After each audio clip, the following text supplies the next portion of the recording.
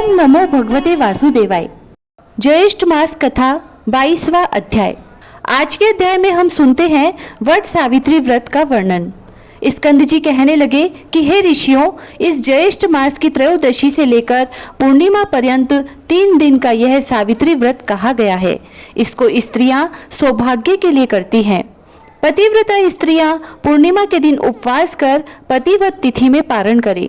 तब ऋषि कहने लगे कि हे स्कंद जी, हे षडानन, आप इस व्रत की विधि कहिए। स्कंद जी बोले कि हे विप्रो, ज्येष्ठ मास की पूर्णिमा के दिन पतिव्रता स्त्रियां अमृत समान जल से वट वृक्ष का सिंचन करें और सुंदर गंध, अक्षत एवं पुष्प से पूजन कर भक्ति से नमो वेवस्वताय इस मंत्र को जपती हुई वट वृक्ष की प्रदक्षिणा के साथ उसमें सुंदर सूत्र लपेटे। इस व्रत को समाहित चित्त से 1 वर्ष पर्यंत करें तथा रात्रि में भोजन करें और वर्ष के प्रत्येक पक्ष में वट वृक्ष का पूजन करें। पुनः ज्येष्ठ मास आने पर द्वादशी के दिन सूक्ष्म भोजन करें और त्रयोदशी के दिन प्रातः दातुन आदि करके नियम ग्रहण करें कि हे जगदात्री, आज से लेकर मैं 3 रात्रि पर्यंत लंघन करूंगी और चौथे दिन चंद्रमा को अर्घ्य देकर उस सती सावित्री का पूजन करूंगी। यथाशक्ति ब्राह्मणों को भोजन कराकर भोजन करूंगी। हे शुभे, मेरे व्रत को पूर्ण करो, किसी प्रकार का विघ्न उत्पन्न न हो।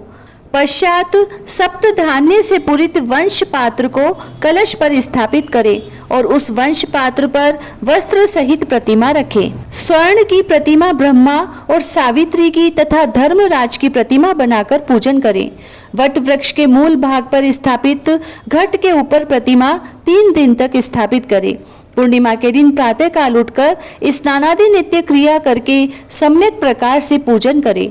सत्य सावित्री की प्रतिमा स्वर्णमयी बनाकर चांदी के शैया पर स्थापित करें और काष्ठ का बोझ रखें। फिर यमराज के निमित्त भक्ति से दीपदान करें। ऐसा करने से पतिव्रता स्त्री अपने पति के साथ समस्त सुखों को भोगने वाली होती है।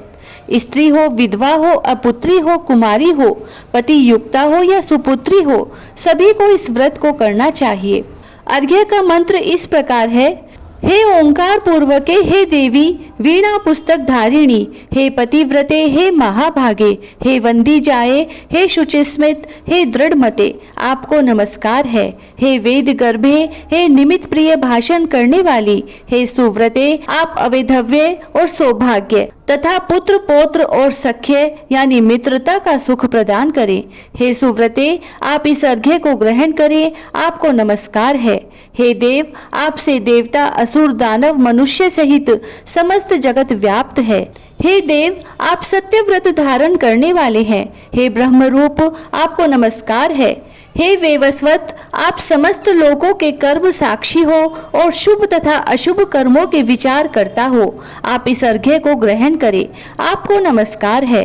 हे धर्मराज, आपको नमस्कार है। हे धर्म रूप, आप धर्मराज हैं, पितरों के स्वामी हैं, समस्त जीवों के साक्षी भूत हैं।